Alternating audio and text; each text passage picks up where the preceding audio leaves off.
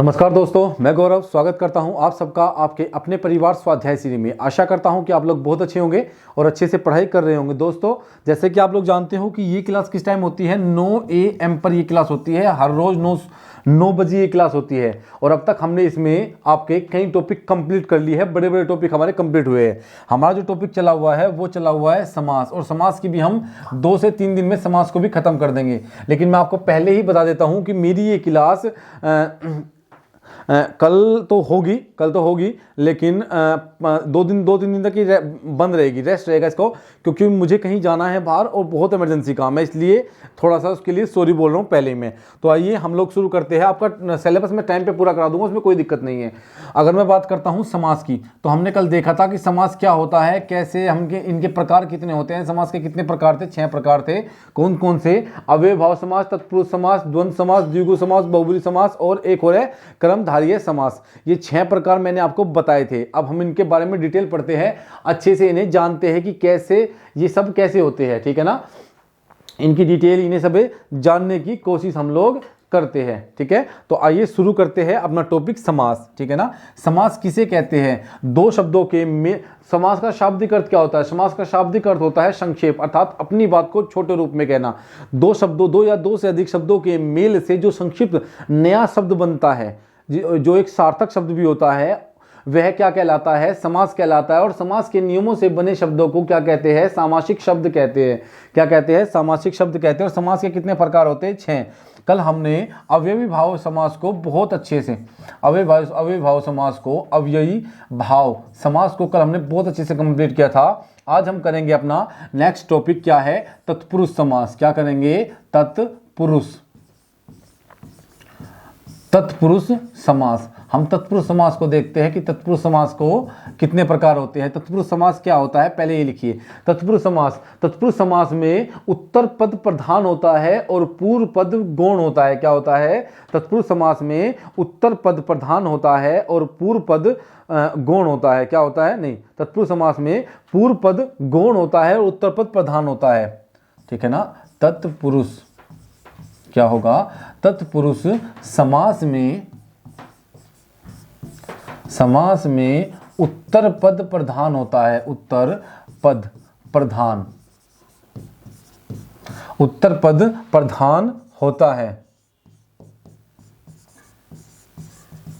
और उत्तर पद प्रधान होता है तथा पूर्व पद गौण होता है। क्या होता है? पूर्व पद गौण होता है। पूर्व पद गौण होता है।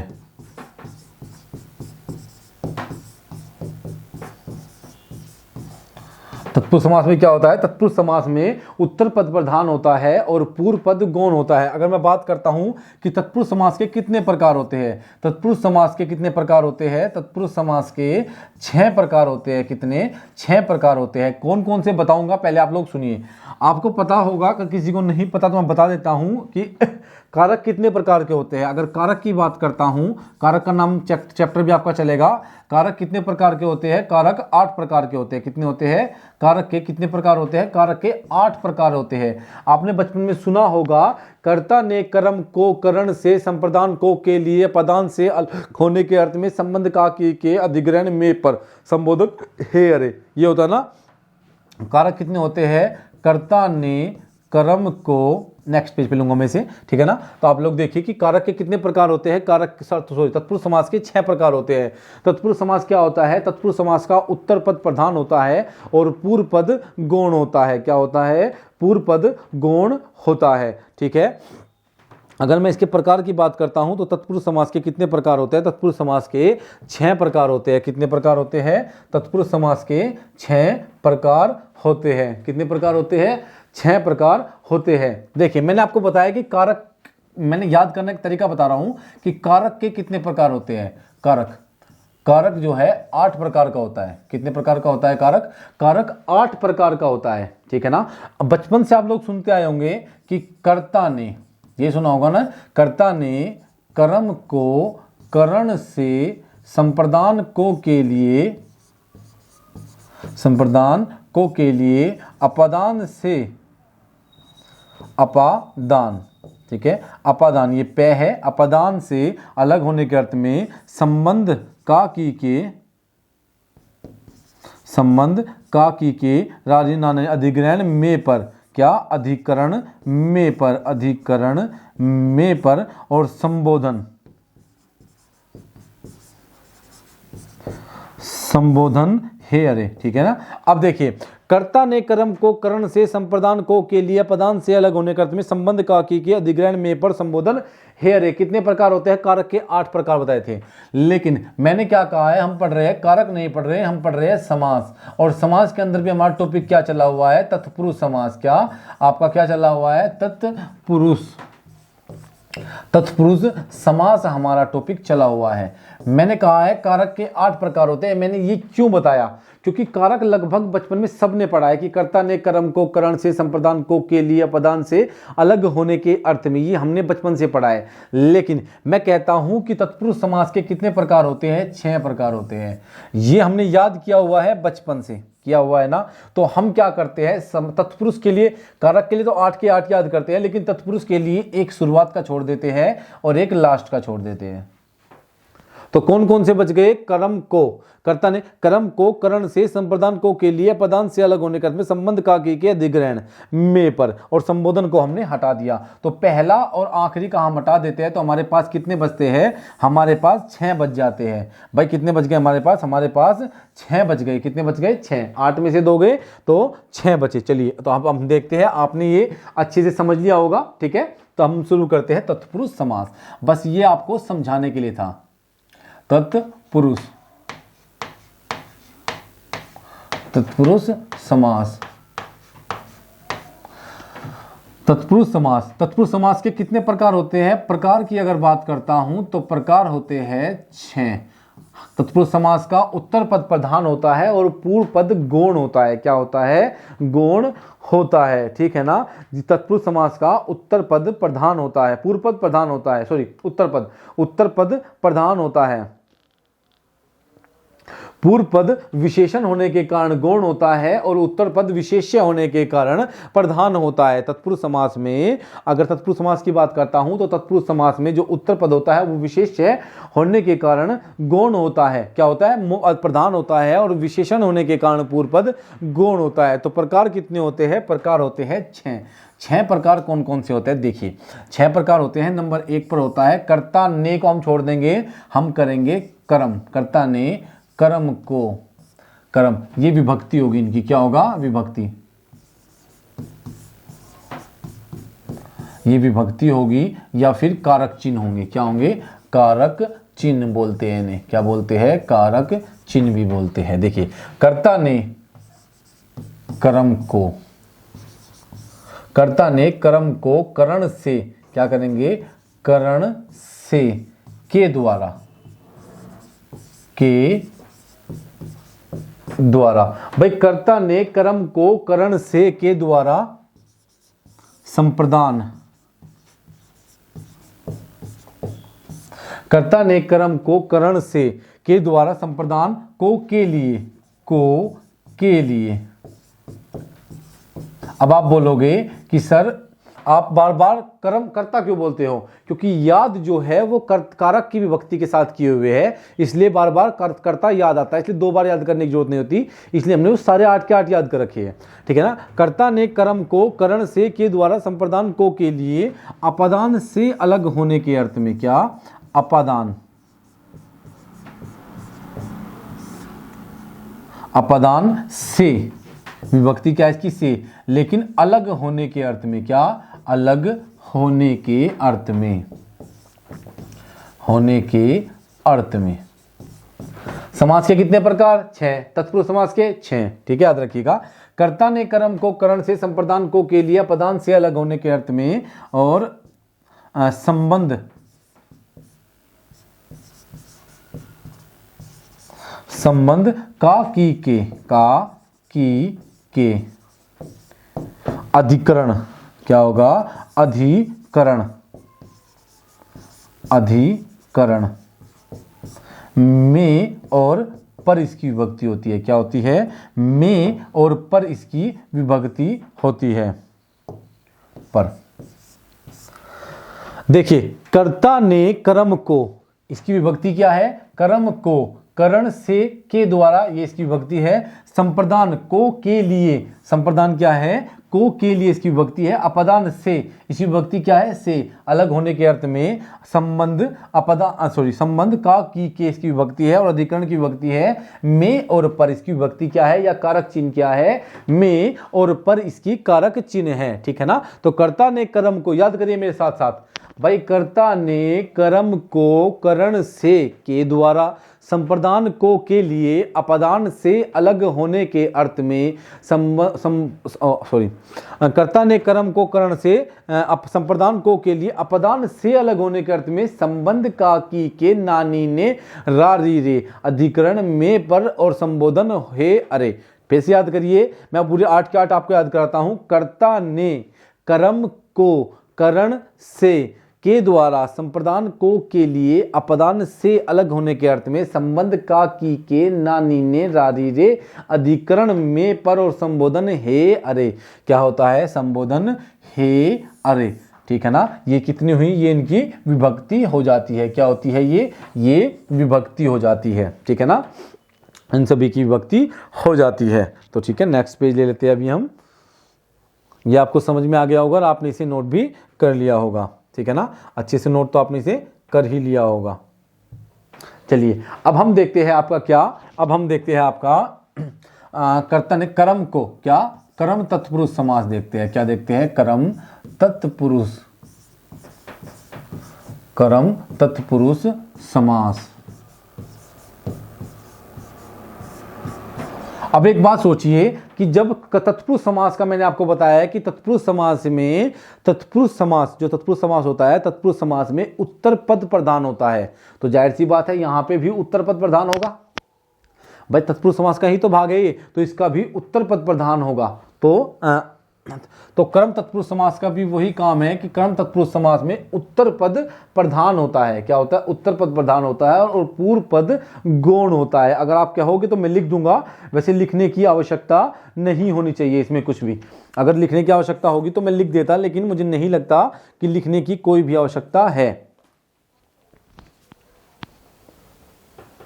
अगर आप कहोगे तो मैं लिख देता हूं कि कर्म तत्पुरुष समास, लिखिए, कर्म तत्पुरुष समास में उत्तर पद प्रधान होता है, उत्तर पद प्रधान होता है,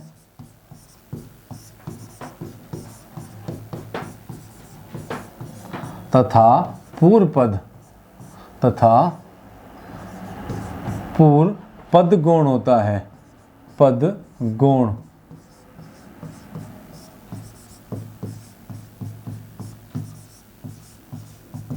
क्या होगा? पूर्व पद गौण होता है, ठीक है ना। जिस तत्पुरुष समास में कर्म कारक के कारक चिन्ह का लोप हो जाता है, इस तत्पुरुष समास में, जिस तत्पुरुष समास में, लिखिए, जिस तत्पुरुष समास में, जिस तत्पुरुष समास में कर्म कारक के विभक्ति, कर्म कारक की विभक्ति,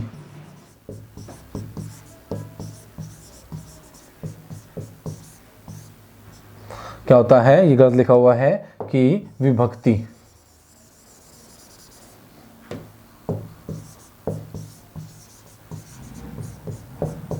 की विभक्ति का लोप हो जाता है, लोप हो जाता है, लोप हो जाता है, उसे क्या कहते हैं? उसे कर्म कारक तत्पुरुष समास कहते हैं, उसे कर्म तत्पुरुष समास कहते हैं। कर्म तत्पुरुष समास कहते हैं।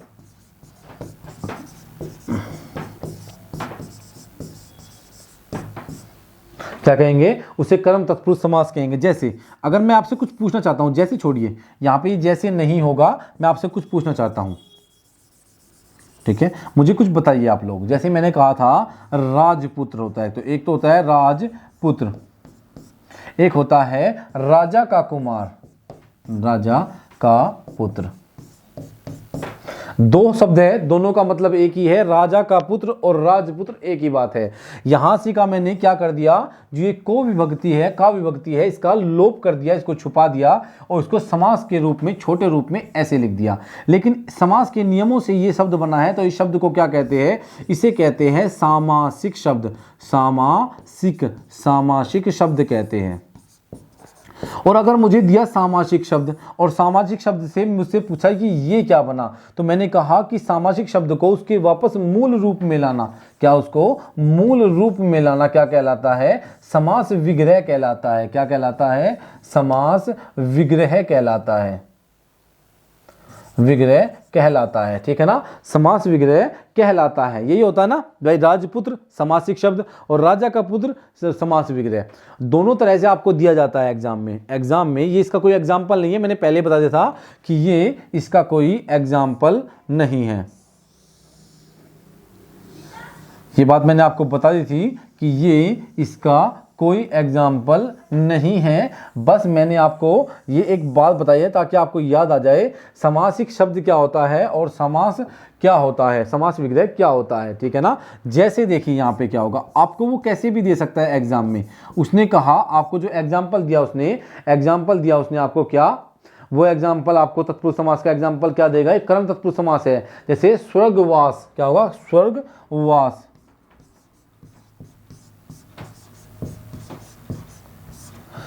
सॉरी, मैं आपको इसकी विभक्ति लिखनी भूल गया, यहां पे विभक्ति लिख लीजिए। कर्ता ने कर्म को, इसकी विभक्ति क्या है, विभक्ति है इसकी को, क्या, इसकी विभक्ति है क्या, को, क्या है, को। अब स्वर्ग प्राप्त, आपको ये दे दिया एक शब्द। अब ये क्या है, ये सामासिक शब्द है। क्या है, ये सामासिक शब्द है, क्योंकि यह शब्द कहीं से बना है, आपके समास के नियमों से बना है। लेकिन मैंने कहा इसका समास विग्रह करिए और बताइए समास विग्रह करके कि यह कौन सा समास है। जब तक विग्रह नहीं करोगे तब तक नहीं बता पाओगे, इसलिए हम इसका विग्रह करेंगे और वो भी शुद्ध विग्रह करेंगे। तो समास के नियमों से बने शब्द, सामासिक शब्द को वापस उसके मूल रूप में तोड़ देना, वापस उसके मूल रूप में लाना क्या कहलाता है, समास विग्रह कहलाता है। किसी शब्द का समास विग्रह करेंगे तभी हमें पता चलेगा कि वो शब्द कौन से तत्पुरुष समास का है या किस समास का उदाहरण है। देखिए हमें दिया स्वर्ग प्राप्त, बताइए यह किसका है, इसे लिखिए, इसका समास विग्रह होगा स्वर्ग को प्राप्त। स्वर्ग को प्राप्त करने वाला, स्वर्ग को प्राप्त करने वाला। ये करने वाला मैं अपने पास से लगाता हूं। स्वर्ग प्राप्त, इसका समास विग्रह क्या होगा, समास विग्रह होगा। क्या होगा, इसका समास विग्रह होगा। और स्वर्ग को प्राप्त करने वाला मैं अपने पास से लगाता हूं, ताकि मुझे पहचान होती है कि कर्म तत्पुरुष समास कौन सा है। तो आप भी लगा लीजिएगा कर्म तत्पुरुष समास में। ठीक है ना, अब इसके एग्जाम्पल देखते हैं, कुछ अच्छे से एग्जाम्पल इसके देख लेते हैं। अब एग्जाम्पल देखेंगे तो आपको और अच्छे से क्लियर हो जाएगा। ठीक है, एग्जाम्पल देखते हैं, इसके कुछ एग्जाम्पल हो जाएंगे। जैसे एग्जाम्पल होंगे आपका वनगमन, ये शब्द दिया। अब आपसे पूछेगा कि इसमें बताइए इसमें कौन सा समास है, तो आपको इसका समास विग्रह करना होगा। करिए समास विग्रह। समास विग्रह क्या होगा, समास विग्रह इसका होगा वन को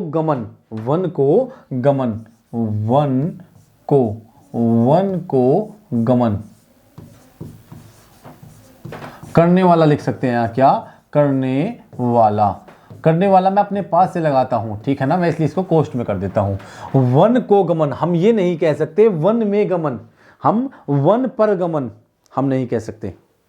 वन गमन अर्थात वन को गमन अर्थात वन को जाने वाला, भाई जो वन में घूमने गया। ठीक है ना, तो यहाँ पे कौन सी विभक्ति आई, यहाँ पे विभक्ति आई को। और को विभक्ति किसकी होती है हमें पता है, कर्ता ने कर्म को, हाँ को विभक्ति कर्म की होती है, किसकी, तो यहाँ क्या हुआ, कर्म तत्पुरुष समास हो जाता है। नंबर 2 एग्जाम्पल देख लेते हैं। एग्जाम्पल होगा आपका स्वर्ग प्राप्त। क्या होगा, स्वर्ग प्राप्त।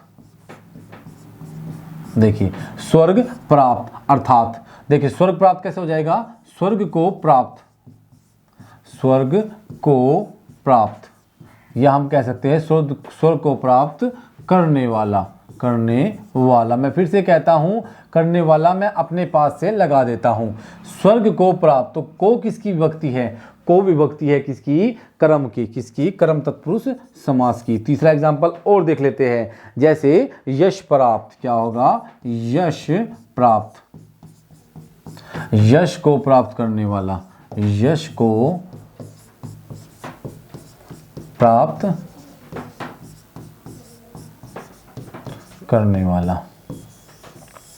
ठीक है ना? तो को विभक्ति यहां पे भी आ जाती है। ठीक है ना? को विभक्ति यहां पे भी आ जाती है, जैसे माखन चोर। क्या होगा? माखन चोर। माखन को चुराने वाला, माखन। अब ये मत कह देना माखन में चुराने वाला या माखन का चुराने वाला, माखन को चुराने वाला, चुराने वाला। ठीक है? माखन को चुराने वाला। वाला मैंने अपने पास से लगा दिया। क्या? वाला मैंने अपने पास से लगा दिया है। तो क्या हुआ? माखन को चुराने वाला। क्या हुआ? माखन को चुराने वाला माखन चोर कहलाता है। तो को विभक्ति आई। कौन सी विभक्ति आई? को विभक्ति आई। जैसे गृहकट। क्या होगा? क्या होगा आपका? आपका होगा गृहकट। क्या होगा? गृहकट। ग्रह को काटने वाला। क्या? ग्रह को काटने वाला, ग्रह को काटने वाला, ग्रह को काटने वाला।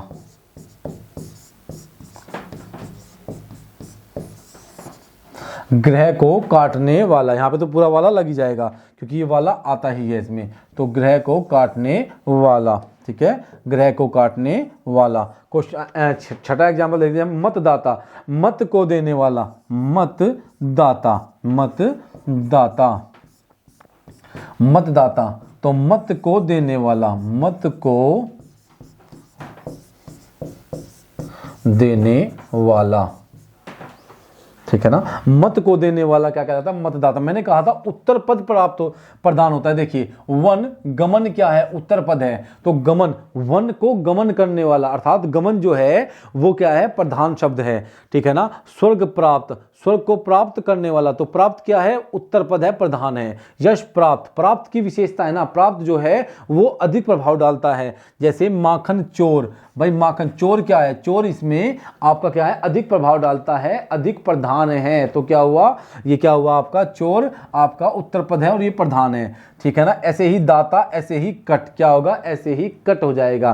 तो ये क्या होता है? ये कर्ण तत्पुरुष समास के उदाहरण हो जाते हैं। अब हम बात करते हैं क्या? कर्ण तत्पुरुष समास के बाद हम देखते हैं कर्ण तत्पुरुष समास। क्या देखते हैं? कर्ण तत्पुरुष समास को हम अच्छे से देख लेते हैं। ठीक है? कर्ण तत्पुरुष समास को हम लोग अच्छे से देख लेते हैं। किसे? कर्ण तत्पुरुष समास को। देखिए कर्ण तत्पुरुष समास, कर्ण तत्पुरुष समास। देखिए कर्ण, कर्ण तत्पुरुष समास। ऐसे ही आपको छोटे छोटे शब्द देगा वो, ऐसे ही छोटे छोटे शब्द आपको देगा। कर्ण तत्पुरुष समास, इसकी विभक्ति क्या होती है? से। कर्ता ने कर्म को कर्ण से, के द्वारा। क्या? से, के द्वारा, से, के द्वारा। क्या होती है इसकी विभक्ति? से या के द्वारा। क्या होती है? से या फिर के द्वारा इसकी विभक्ति होती है। अगर मैं बात करता हूं तो सेम तत्पुरुष समास का ही एक भाग है। तो उत्तर पद तो प्रधान होगा और क्या होगा? पूर्व पद गौण होगा। क्या होगा? पूर्व पद गौण हो जाएगा। क्या हो जाएगा? पूर्व पद गौण हो जाएगा। कर्ण तत्पुरुष समास में उत्तर पद प्रधान होता है और पूर्व पद गौण होता है। क्रिया के कारण का साधन होता है, क्रिया को करने का साधन होता है कर्ण तत्पुरुष समास में। अब देखिए कर्ण तत्पुरुष समास में, कर्ण तत्पुरुष, कर्ण तत्पुरुष समास में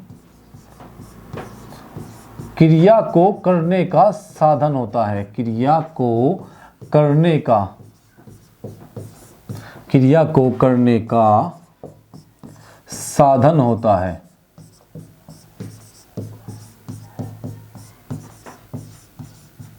पहली बात तो ये याद रखिएगा कि करण तत्पुरुष समास में काम को करने वाला साधन होता है, अर्थात क्रिया को करने का एक साधन हमें मिलता है इसमें, ठीक है ना, क्रिया को करने का एक साधन होता है। दूसरी बात याद रखिएगा कि करण तत्पुरुष समास में हमें एक जुड़ाव का अनुभव होगा। क्या होगा? इस समास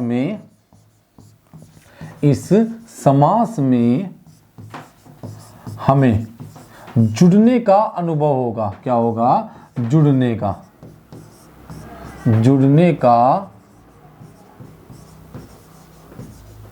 अनुभव होगा, जुड़ाव का अनुभव होगा। क्या होगा?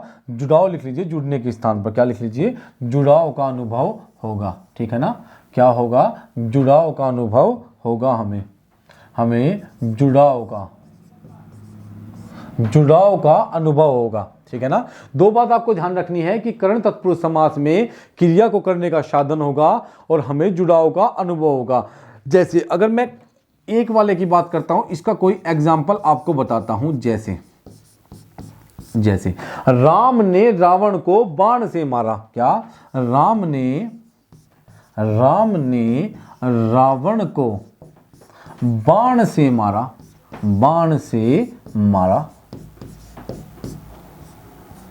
राम ने रावण को कहीं से मारा? बाण से मारा। श्री राम ने, श्री लगा लीजिए कि श्री राम ने रावण को कहीं से मारा? बाण से मारा। अब देखिए, अब इतना बड़ा सेंटेंस देगा तो आपको नियम नंबर 1 मिल ही जाएगा। बड़े सेंटेंस में आपसे पूछेगा तो आपको नियम नंबर 1 लग जाएगा। जैसे आपसे पूछा कि राम ने रावण को बाण से मारा, किससे मारा? उत्तर मिलेगा किससे का? किससे का उत्तर मिलेगा। किससे मारा? बाण से मारा। किसके द्वारा? के द्वारा। उत्तर मिलेगा के द्वारा। किसके द्वारा? इस के द्वारा का उत्तर आपको बड़े सेंटेंस में मिल जाएगा। दूसरी बात, हमें क्रिया को करने का साधन होगा। क्रिया क्या है? मारना। भाई मारना क्या है? क्रिया। और क्रिया को करने का साधन क्या है? बाण। क्या है? बाण। और से क्या है? विभक्ति है। से क्या है? विभक्ति है। और से विभक्ति किसकी होती है? करण तत्पुरुष समास की होती है से विभक्ति।